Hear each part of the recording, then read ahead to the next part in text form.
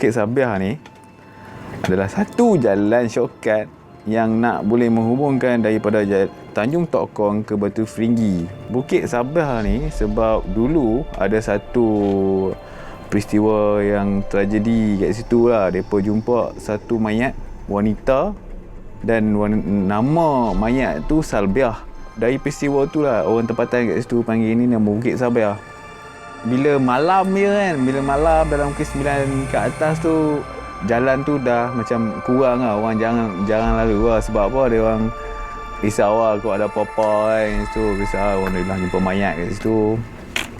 Mindset apa orang fikir kan, tentu lah apa air. Aku pun kadang-kadang malam tak lerak kan kat situ. Peristiwa-peristiwa yang pernah berlaku. Bukit Sabiah ni jalan dia tu tak besar mana lah, dia sempit. So jalan ni pun agak orang panggil apa, membahaya sikit lah kalau korang lalu waktu malam. Dulu lah maksud aku, dulu belum ada lampu yang cerah macam sekarang. Okay, sekarang ni dia orang dah buat dia pun dah buat tar baru semua, lampu LED cerah menerang semua kan. So bagi aku macam tak ni sangat lah. Kalau dulu memang ya, macam dulu ada satu selekoh tu, korang akan nampak macam ada apa, macam ada satu something tau bertenggek kat situ kan. Yang tu lah menyebabkan orang macam takut kat situ. Sebab bila orang lalu kat situ mesti nampak. Tapi kalau betul korang tengok betul tu kayu je, tangkai kayu yang beri situ. Perasaan orang lah bila malam-malam kan. Bila tu lah macam bila peristiwa ni berlaku, semua nak kaitkan benda tu. Ada juga satu cerita orang dulu, aku tak pasti cerita ni kepastian dia 100% betul ke atau tidak. So korang nilai sendiri. So mayat yang dia orang jumpa tu, mayat Sabiah yang dia orang jumpa tu adalah mayat wanita yang dia bunuh diri dekat kauntus polis. Dan polis yang jumpa mayat tu dalam bilik dia lah. So dia tak tahu nak buat apa. So dia dicampakkan mayat tu ke Bukit Sabiah ni. Dan itu yang first yang dia orang jumpa dekat Bukit Sabiah tu. Itulah mayat dia. So, sama ada wanita tu, Sabiah tu bunuh diri ataupun dibunuh, aku tak pastilah. Okay? Kalau korang nak apa maklumat yang detail lagi ni, kalau korang nak lah, korang boleh cari sendiri lah kat internet kan. Aku malas nak cari benda macam ni. Okay, so dari peristiwa itulah yang bukit ni boleh dapat nama Sabiah.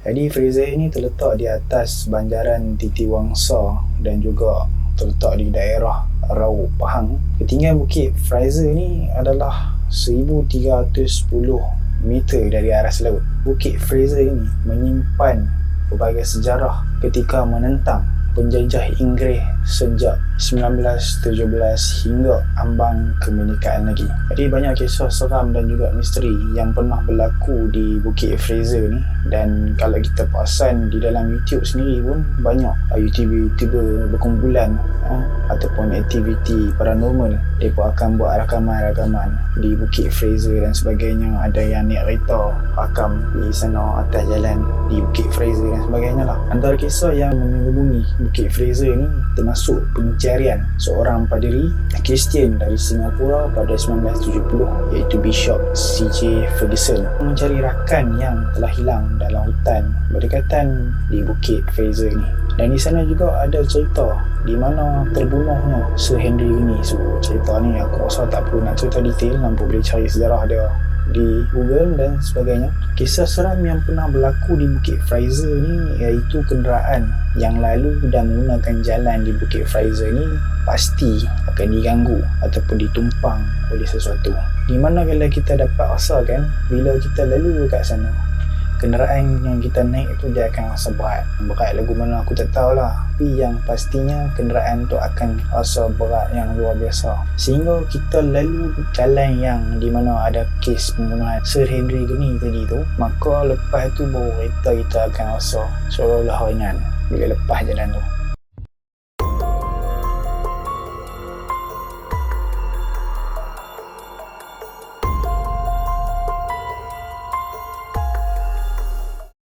Jambatan Pulau Pinang yang pertama, dia adalah jambatan yang terpanjang di Asia Tenggara.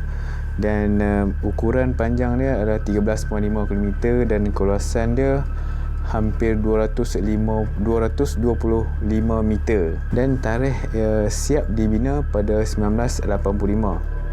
Dan jambatan ini menghubungkan antara Jalan Lebuh Raya Gulugur dengan Tanah Besar di seberang perai. Dikatakan banyak cerita-cerita seram dan mistik yang diceritakan oleh orang-orang dulu dan orang-orang sekeliling mengenai Jambatan Pulau Pinang ini. Salah satu ceritanya adalah mengenai Tiang 56. Banyak cerita yang mengenai jambatan ni.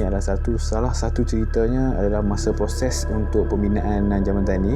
Diceritakan bahawa pemaju hampir buntu untuk nak teruskan proses pembuatan jambatan ni kerana ada satu sebab yang tak masuk akal. Sebab yang tak masuk akal tu banyak dikaitkan dengan unsur-unsur mistik dan paranormal ni.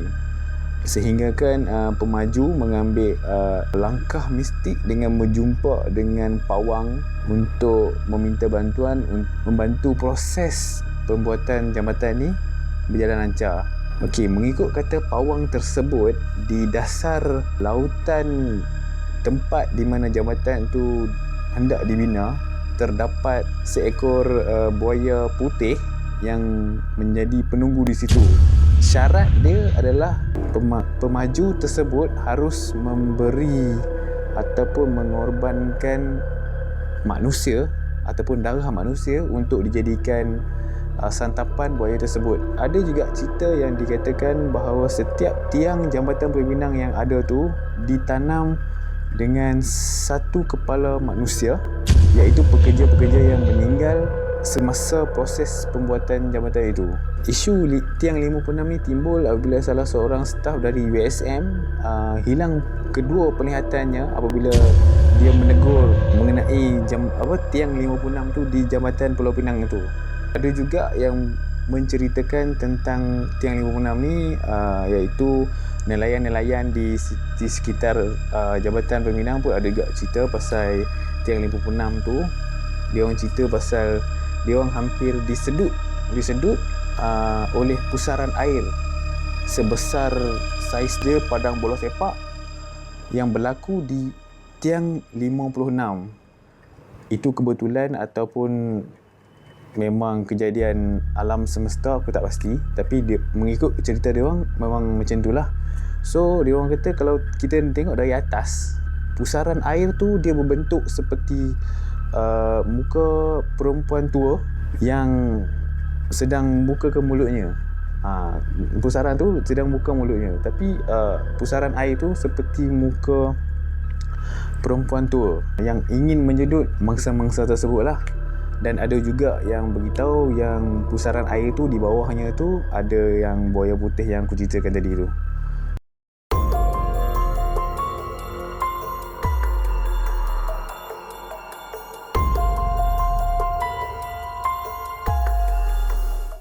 Tempat yang seterusnya ni adalah salah satu tempat membeli belah yang aku rasa agak masyhur juga di mata orang kita di Malaysia khususnya, iaitu Tesco.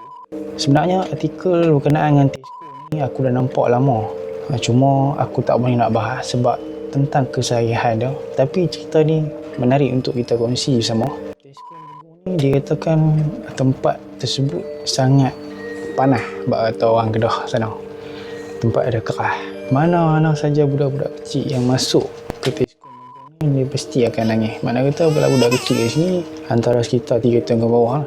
Apa yang membuatkan Tesco Menggong ni jadi panah dia kerah adalah disebabkan dua kubur yang wujud di sebalik Tesco Menggong ni. Dua kubur tu dikatakan dalam artikel internet. Kubur tu masih ada dan aku cek balik kenaan dengan kubur tersebut. Aku tak sure kubur tu macam mana sekarang. Jadi siapa yang tengok video ni, tolong komen dekat bawah apa yang terjadi dekat Tesco Menggong sana dan masih ada lagi kubur tersebut. Diceritakan bahawa di Tesco Menggong ni ada seorang pekerja dalam Tesco tu lah. Staf ni dia cerita bahawa mereka akan balik ikut jalan belah belakang tu. Dan apa yang mengerikan, mereka nampak ada kelibat yang bertinggit dekat atas pokok bersebelahan dengan dua kubur tersebut. Dan ada juga pengawal Tesco yang kebetulan nak lalu jalan balik ke rumah mereka ada tercium bau yang wangi. Jadi kita pun tahu kalau bau ni mana kata dia jauh, kalau bau busuk tu dia dekat.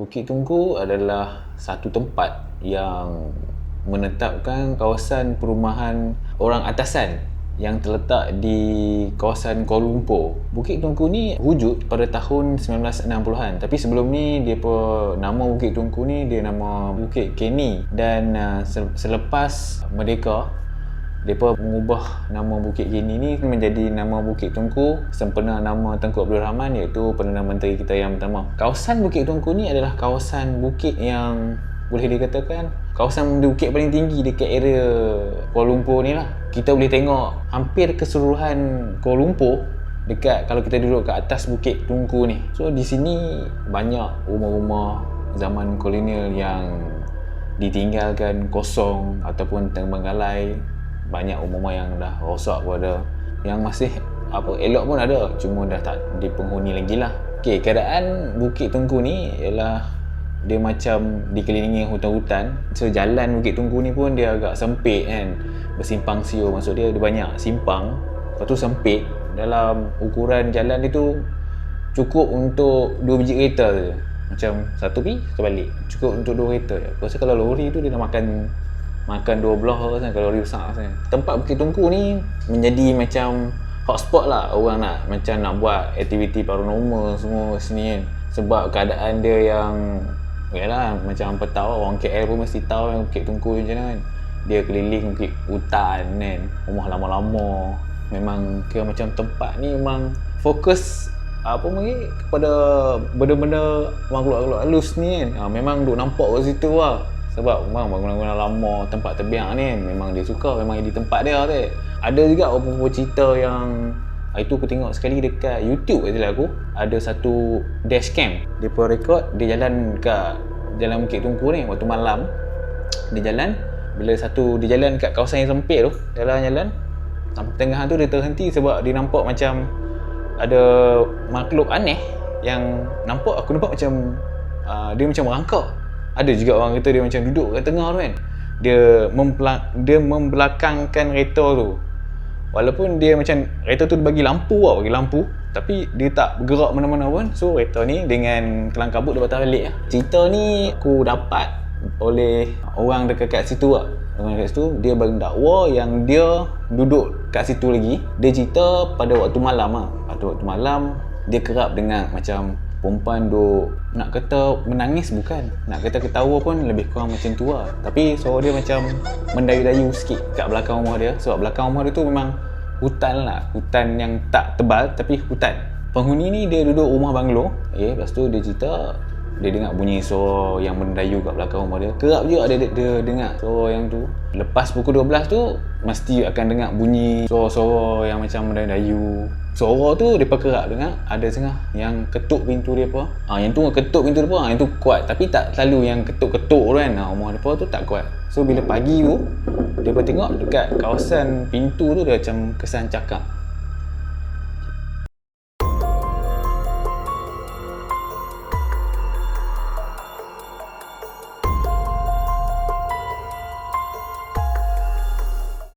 Jengkok adalah sebuah kawasan villa yang terbesar di Malaysia, dan nama Jengkok ini diambil atas nama sebatang sungai yang mengalir di kawasan itu, iaitu Sungai Jengkok, yang diinspirasikan oleh bekas Menteri yang kedua Malaysia iaitu Tun Abdul Razak. Kawasan ini penuh dengan beberapa ekar tanaman kelapa sawit dan juga getah. So kawasan dia agak luas dan besar. Namun begitu terdapat juga kisah-kisah misteri dan seram berkenaan dengan tempat yang kita panggil Jengkok ni. Dan Jengkok ni juga pernah diinspirasikan di dalam bentuk movie. So orang Melayu kita ada pernah buat movie seram tentang kawasan Jengkok ni. Memang kawasan Jengkok ataupun di dalam Felda Jengkok ni, terutama sekali di kawasan-kawasan kelapa sawit dan tanaman getah dan sebagainya, kat situ didakwa ada penunggu lah. Tapi penunggu tu dikatakan orang-orang yang tertentu saja nampak.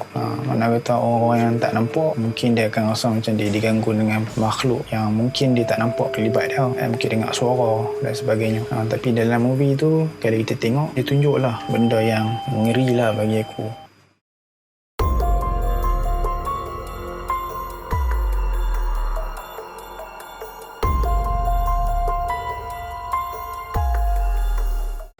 Jadi menara pintu air Johor ni dulu dikatakan dalam sekitar 70, 80, 90-an tu salah satu tempat ataupun mercu tanda negeri Johor waktu ketika dahulu. Kira dulu tempat orang tu lepak-lepak menikmati keindahan tepi pantai kan. Sayangnya menara ni sekarang tak ada dah. Dulu orang lama Johor dia tahu lah menara ni keadaan dia macam mana. Dan menara ni dulu kalau malam-malam tu mereka akan pasang macam orang kata ala-ala DJ radio dekat tower tu ataupun menara ni. So orang boleh dengar lagu, macam-macam lagu lah DJ radio ni akan pasang dekat atas menara tu. Kebanyakan orang tempatan kat sana kata di sekitar menara ni ataupun tower ni dekat-dekat dengan situ lah dia ada orang kata salah satu laluan akses oleh penduduk-penduduk bunian. Laluan akses tu dia dekat-dekat dengan Taman Istana yang ada dekat area situ. Jadi benda tu dia kekal misteri daripada dulu sampai sekarang.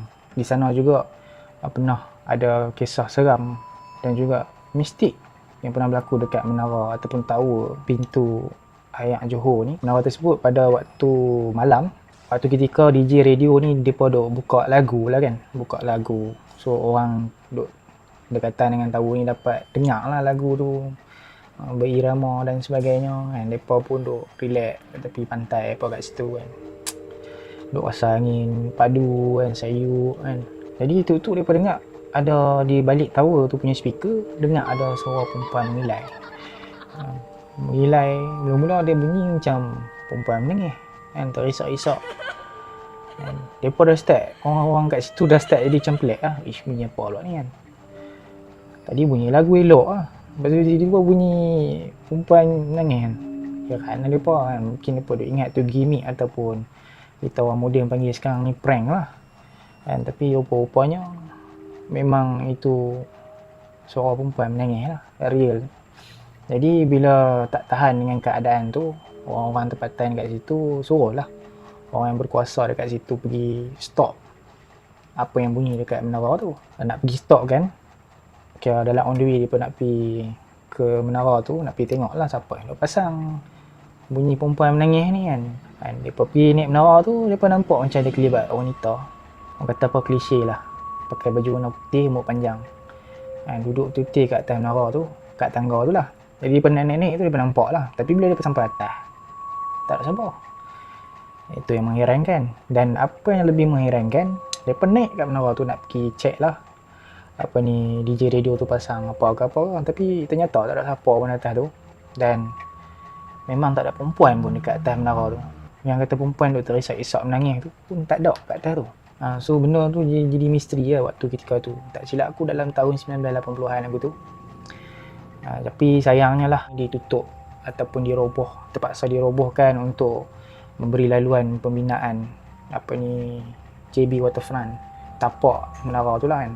Aku check lah cerita ni dekat internet, dekat Facebook. Banyak orang komen lah dekat Facebook lah kan. Dia berkata dulu ni salah satu tempat yang agak famous dan popular bagi penduduk Johor. Suka lepak kat sana, duduk relax, datang dengan family. Dan sekarang sayangnya tempat tu dah tak ada lah, dia jadi tempat baru pada ketika ni. Dan sampai saat ini dikatakan tempat tu dah usang dan terbiak. Mungkin sebab adalah sebab-sebab yang tertentu yang kita tak tahu.